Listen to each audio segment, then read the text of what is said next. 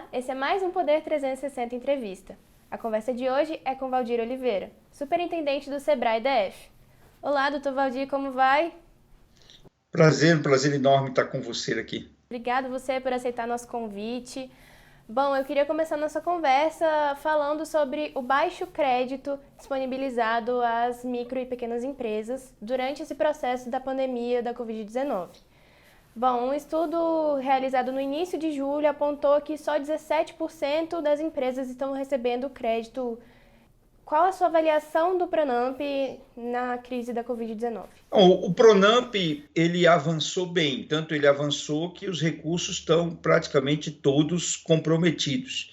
O problema não é o Pronamp, o problema é a grande demanda que a gente tem, em que essa oferta de crédito ela não consegue atender, principalmente aqueles que já tinham dificuldade para ter acesso ao banco. O que é importante a gente separar são aqueles que têm condições de ter acesso, e já têm acesso aos bancos, e aqueles que não tinham e continuam sem ter. Imagina só, Melissa, se em tempo de paz os bancos já não atendiam a maioria dos pequenos negócios, vai ser no tempo de guerra que ele vai conseguir isso? Então, é um pouco esse cenário que a gente tem. O Pronamp, ele chegou com um custo bastante reduzido e com uma grande oportunidade de crédito. Os bancos públicos entraram de imediato, já chegaram no seu limite de aplicação. Os bancos privados, o Itaú entrou e em horas de atendimento atingiu a bilhão de crédito, né? E o Santander e o Bradesco, nós estamos aguardando a entrada deles. Então, são volumes de recursos já muito expressivos que conseguiram alcançar, mas conseguiram alcançar quem? Aqueles que já tinham acesso ao banco. Então, quando a gente faz essa avaliação, e é importante fazer dessa forma, é bom a gente entender que aqueles que já estavam dentro do sistema financeiro e que tiveram e que têm condições de cadastro, eles foram atendidos. Então, isso é importante dizer para não desqualificar o Pronamp, muito pelo contrário, toda a oferta de crédito ela é importante. Agora, nos preocupa muito milhões de CNPJs no Brasil, milhões de CNPJs, que tinham dificuldade, já não tinham acesso e que agora não vão conseguir crédito através dos bancos, por mais que se criem linhas de crédito, como o Pronamp. Não foi só o Pronamp que soltaram, o BNDES soltou também linhas, o próprio Tesouro, enfim, o FCO, no nosso caso do Centro-Oeste, o FNE e o FNO, no caso das regiões Nordeste e Norte, nós temos centenas de bilhões de reais ofertados no mercado de crédito. O nosso problema não é dinheiro, o nosso problema é que essa oferta de crédito ela segue um caminho de bancos e o sistema bancário não alcança a maioria dos nossos pequenininhos. Nós vamos precisar de novas alternativas. E aí o governo lançou recentemente 2 novas alternativas que ainda não começaram a operar e que a gente tem a expectativa que essas 2 alternativas alcance esse público que não foi alcançado pelos bancos. Uma são as maquininhas, que eles chamam, crédito através das maquininhas, sem o sistema bancário, mas na relação direta destas 2 empresas que precisam, elas têm uma relação simbiótica, né? Ela precisa que as empresas sobrevivam para você poder voltar a ter seus negócios como fornecedores. E o BNDES que lançou uma linha da empresa âncora voltado para fornecedores, os fornecedores financiarem os pequenos negócios. A gente espera que com essas 2 alternativas possa alcançar, porque até o momento a maioria das nossas pequenas empresas não tiveram acesso ao crédito bancário. E isso não desqualifica o crédito bancário nem quem teve acesso. Apenas que nós estamos passando por um momento de crise muito profunda, de uma guerra, em que milhões de pequenos negócios estão precisando disso, como aqueles que foram contaminados com o vírus precisam de respiradores. E não temos para todos no sistema bancário. De que forma você acha que essa oferta de crédito está interferindo no processo de retomada do comércio? Quanto mais demorar o crédito a chegar, mais você demora a retomada das nossas atividades econômicas. É claro que vamos separar um pouco a discussão da saúde da discussão da economia. Essa eu não entro. Se tem que abrir, não tem que abrir, toma remédio, não toma remédio, isso aí não é assunto nosso da pauta econômica. Agora, se deu um indicativo de abrir, como é o caso do nosso Distrito Federal, se deu um indicativo de abrir, as empresas, para elas retomarem os seus negócios, elas precisam de crédito. Porque você imagina que elas estão paralisadas há 100 dias sem faturamento, elas já descapitalizaram. E aí, como é que elas conseguem fazer o seu negócio girar? Como é que elas conseguem ter mercadoria para oferecer, ter condições para prestar o serviço? Como é que elas conseguem? Elas têm que ter uma linha de giro, um acesso a um crédito de giro para dar aquele start inicial da empresa. E aí ela faz o negócio dela girar e, com isso, ela consegue se alimentar com o próprio faturamento. Mas esse início, se não tiver crédito, você vai demorar a ter uma retomada da nossa economia. Bom, nesse sentido, o Sebrae lançou uma cartilha para auxiliar os micro e pequenos empreendedores a retomarem as atividades. Como você acha que o Sebrae está auxiliando nisso com essa cartilha e quais os maiores relatos de dificuldades vindos dessa categoria? As cartilhas foram muito importantes porque elas são propícias em função do momento, elas são de grande valia, né? Em função do momento que a gente está passando. Você poder orientar os nossos empresários de diversos segmentos de providências que eles precisam adotar, esse tipo de orientação, ele é uma orientação fundamental para que a operação gire. Mas o Sebrae não está fazendo só isso. Nós estamos também com uma grande força no Brasil inteiro de consultoria e de capacitação para a retomada desses negócios. São duas intervenções importantes para que uma empresa consiga se ajustar ao novo mercado. E aí, essas consultorias precisam ser muito baseadas em entender uma nova demanda, porque é importante entender essa demanda. Alguns vão ter uma demanda maior do que esperavam e a maioria vai ter uma demanda menor do que esperava.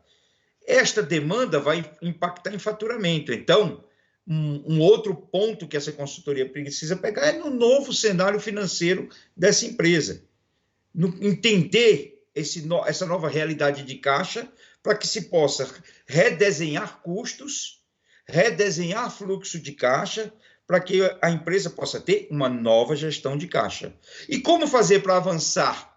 Porque ela não pode ficar só de forma passiva, a empresa. E aí vem um terceiro ponto importante, que é a transformação digital, que os Sebraes no Brasil inteiro estão fazendo esse grande esforço para que as nossas empresas possam se adequar a esse novo mercado, porque o hábito do consumo mudou. Se o hábito do consumo mudou, a minha empresa precisa se ajustar a esse novo hábito de consumo, porque senão ela fica fora do mercado. Então, precisamos fazer a transformação digital dos nossos pequenos negócios. Seu modelo de negócio e o seu modelo de relacionamento, como ele vai se relacionar com seus clientes, precisa necessariamente estar alinhado com esses canais digitais, esse mundo digital que se transformou no novo ambiente de negócios do Brasil e do mundo. Na chegada da pandemia, muitos comércios foram forçados a voltar, a migrar para o digital. Na sua concepção, qual o papel do mercado digital, do comércio digital, nessa época de pandemia? É o novo mercado. A nova realidade do mercado, ela está aí dentro. Os empresários que não tiverem alinhados a esse novo modelo, eles vão ter dificuldades no novo mercado. Uma grande dica que a gente dá, sempre deu, para que negócios consigam avançar, ter condições de manter os seus clientes e avançar no novo mercado, né, conquistando mais clientes e mais faturamentos, é uma palavra mágica que é a conectividade. Você não pode perder a conectividade com o seu cliente. Antigamente, você não estava no mundo digital e a gente vivia no mundo com uma tendência ou com uma pressão mais analógica. Como é que você mantinha essa conectividade viva? Às vezes com um telefonema, com as portas abertas em que o cliente passava ali na frente e conversava com você, mas você tinha conectividade com esse cliente, você entendia os hábitos desse cliente. Agora, com essa nova realidade de vida que nós temos, esta conectividade mudou. Por que ela mudou? Porque o mundo passou a ser dentro destes canais digitais. Então, é aqui que eu descubro como o cliente está se relacionando, como o cliente está consumindo, qual é a nova necessidade desse cliente. Então, ter a conectividade é fundamental para que ele tenha a sobrevivência no novo mercado. E a conectividade agora vai ser fortalecida se ele tiver linkado nesses canais digitais. Por isso, a transformação digital hoje ela é de vital importância para a sua sobrevivência. Bom, no sentido da reabertura e das dificuldades que as empresas estão passando nesse momento, eu queria que o senhor me falasse quais as medidas que ainda podem ser adotadas para atenuar essa curva de perdas que tem sido registrada. No primeiro instante, nós precisamos compreender o que vai vir desse novo mercado. Reabrir não é só levantar as portas de uma empresa, não é só abrir as portas da empresa. Nós precisamos entender esta nova demanda, ela é fundamental, né, para que a gente possa ajustar a parte de custos da empresa. Eu tinha uma estrutura de custos antes para um modelo de negócio, esse modelo de negócio mudou em função da demanda, então eu tenho que mudar a minha estrutura de custo, e a transformação digital é quem vai dizer quem vai avançar e quem não vai. Eu costumo dizer que em tudo toda crise tem sua oportunidade, e que essa não é diferente. Então, o recado que eu sempre dou para os empreendedores é que a gente tem que olhar o lado bom disso tudo. E o lado bom disso é que antes a gente estava participando de um campeonato que o time titular já estava definido, os reservas estavam definidos, e aqueles também que estavam participando de séries outras também já estava definido. E agora essa pandemia zerou o jogo. Qualquer empreendedor pode assumir hoje a posição de titular de uma Série A do campeonato do empreendedorismo. Então, a oportunidade mudou e está passando na porta dos empreendedores. E antes, aquele que estava de lado, ele se encaixa na nova oportunidade, e quando ele menos espera, ele pode ser o camisa 10 da nossa seleção brasileira de empreendedorismo. Essa é a analogia que a gente precisa fazer para mostrar para os nossos empreendedores que esta crise tem oportunidades e esta crise tem coisas boas, e que ele precisa enxergar nesse instante as coisas boas e apostar nelas, porque é isso que vai fazer dele diferente dos demais. E quem pensa diferente e faz diferente, conquista o seu espaço no mercado, cresce em termos de empresa, geração de emprego, renda, e consegue alcançar o seu sucesso empresarial. E que outros fatores, além da transformação digital, você acha que vai ditar essa subida de novos empresários para a Série A, como você citou? Ajuste de custo é fundamental. Quando a gente tem uma crise que ela é impactada pela queda de faturamento, que é o caso, hoje eu tenho um problema, o cliente sumiu. Então, quando eu tenho um problema assim na empresa, a solução primeira ela é para dentro da empresa. Então, esse olhar para dentro ele é fundamental. Daí vai ser muito importante que ele enxergue uma nova estrutura de custos para a empresa dele, para ele poder se adaptar e com isso conseguir deslanchar. Eu vou dar um exemplo. Um restaurante que se deu bem no delivery, aí não é só ele investir daqui para frente em avançar nesse mercado delivery. Ele já encontrou essa marca, se ajustou, a clientela gostou e ele está vendendo no delivery. Mas a estrutura de cozinha que ele tem, a estrutura física que ele tem, é uma estrutura física de salão. Ela não é compatível com esse modelo de negócio. Por isso que esse olhar para dentro é o que vai, nesse instante, salvar as nossas empresas. A recomendação primeira que a gente dá aos nossos empresários é essa. Fazer a transformação digital é o olhar para fora, mas o olhar para dentro é fundamental para que essa empresa tenha sustentabilidade para avançar nesse novo mercado. Bom, agora falando de Congresso, a Câmara aprovou um projeto no início de julho que garante a maior acessibilidade ao crédito, como você citou no início da entrevista, o projeto das maquininhas e outras linhas de financiamento. Bom, qual a importância desses projetos para a sobrevivência à crise? Fundamental. Todas as alternativas de crédito aprovadas são importantes. Isso não quer dizer que todas vão alcançar todo mundo, porque nem todo mundo vai ser alcançado por esse crédito, pode ser alcançado por esse crédito. Primeira coisa que a gente precisa separar são aqueles que precisam de subvenção econômica e de quem precisa de crédito. Se você botar tudo no mesmo balaio, você não vai conseguir alcançar resultado. Quem são esses que precisam de subvenção econômica? Esses pequenininhos que faturam 100, 120, 150 mil ano, que faturam em torno de 10 mil mês, que estão parados há 120 dias, esses já quebraram. Você vai dar crédito a eles para quê? Eles precisam de subvenção econômica que nem foi dado para os microempreendedores individuais. Você precisa de uma política de renda mínima empresarial para que possa salvar ele e a família dele.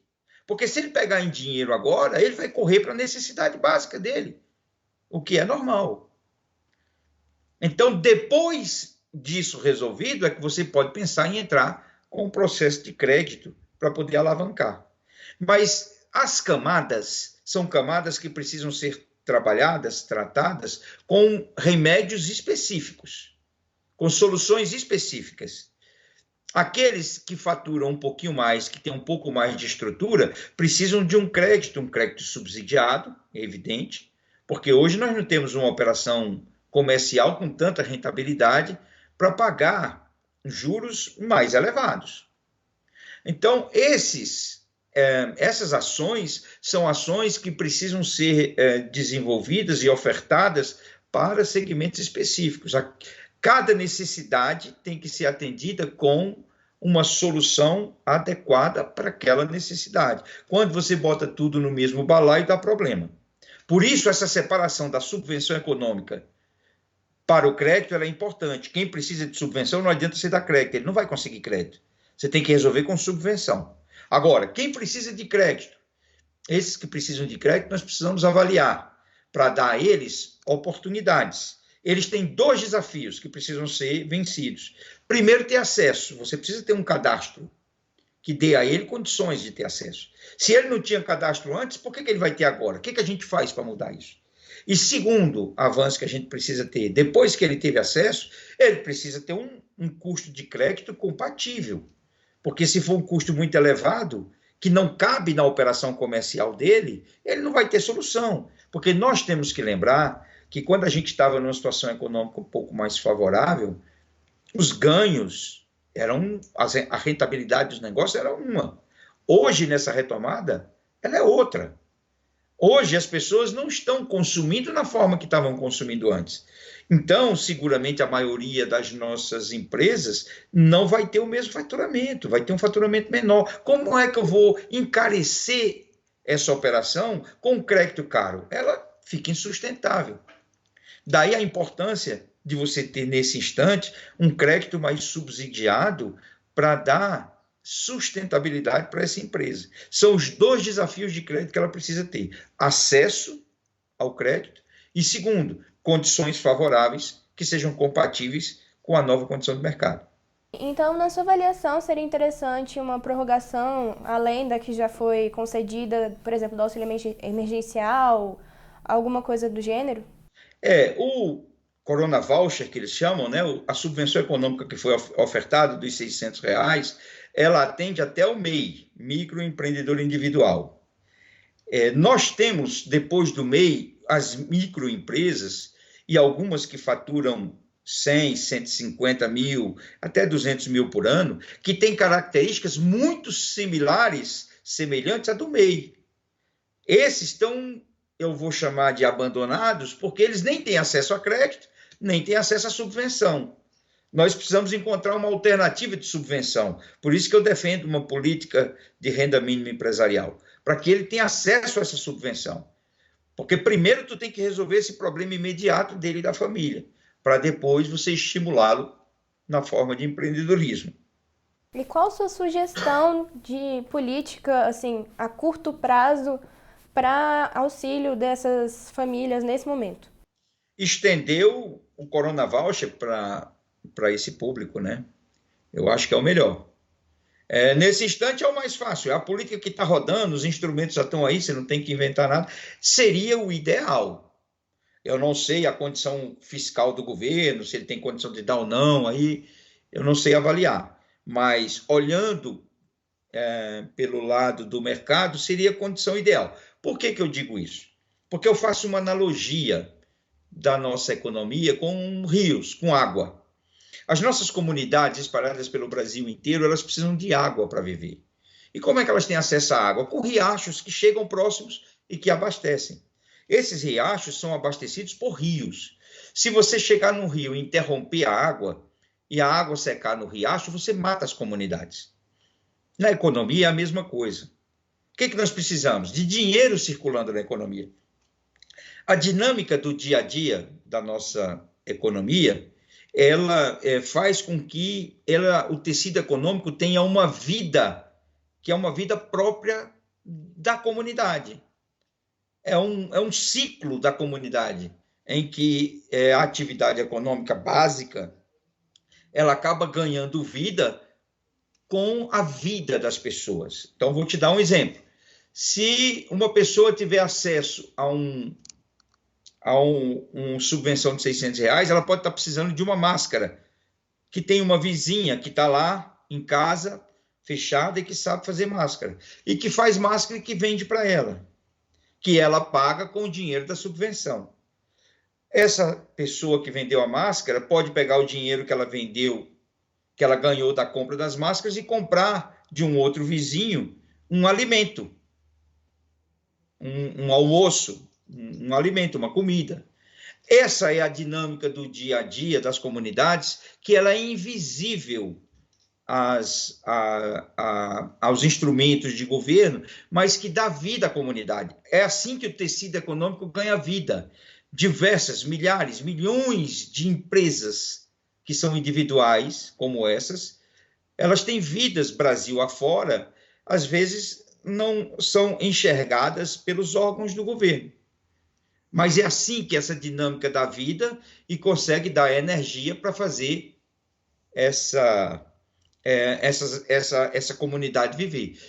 É a mesma coisa. Se você bloquear os rios, a água não chega, mata as vidas. Se você soltar os rios, abastecer as águas, naturalmente a água encontra os seus caminhos e dá vida a essa comunidade. Na economia, a mesma coisa. Por isso, a importância da nossa subvenção econômica nesses momentos, porque é ele quem vai fazer girar essa roda inicial da vida das comunidades e dar vida ao tecido econômico que a gente precisa para que as comunidades ganhem o seu dia a dia, façam o seu dia a dia. Uma situação sensível que está acontecendo é a reabertura em vários estados do Brasil, porém os consumidores não estão indo às ruas para fazer compras, etc., por questões sanitárias mesmo. Como que os estabelecimentos podem oferecer mais segurança para os consumidores? Aí são protocolos de saúde, né? Eu não sei avaliar os protocolos de saúde, eu não sou médico, nem sou da área, eu não tenho competência para avaliar os protocolos de saúde, mas a nossa orientação é que sigam os protocolos de saúde feitos pelas autoridades locais que conhecem e têm competência para fazer esse tipo de orientação. Tem que seguir os protocolos. Uma outra questão que a gente testemunhou foi um protesto em massa de entregadores de aplicativo. Na sua avaliação, quais são as questões mais difíceis de serem superadas que permeiam essa categoria de trabalhadores? É um conflito natural quando você tem um grande crescimento de negócio, porque imagina que na pandemia houve um desequilíbrio de mercado, e esse desequilíbrio ele tendeu a ter um aquecimento para um modelo de negócio específico, que é esse modelo de delivery, né? Onde os atores desse governo passaram a ter a se adaptar a uma nova realidade econômica, de crescimentos, de operação, e que acabam refletindo em relações entre eles, relações de negócios, relações trabalhistas. Então, é natural que se tenha conflitos e que o próprio mercado vai forçando para que essas coisas venham e acabem tendo um equilíbrio entre oferta e demanda, com preços adequados e com condições adequadas. Mas a minha visão disso é uma visão natural, é uma resposta de mercado. Houve um desequilíbrio, o mercado desequilibrou e os atores eles estão fazendo um novo ajuste para se equilibrar dentro desse mercado, desse novo sistema. E você avalia que seria positivo um regramento específico da legislação trabalhista para essa categoria? Não tenho competência para avaliar isso, eu não sei. Acredito que vai haver a necessidade de ajustar as relações, se vai ser com mudanças de regras trabalhistas, se mudanças de contrato de trabalho, aí eu não sou especialista, não posso opinar naquilo que não conheço, né?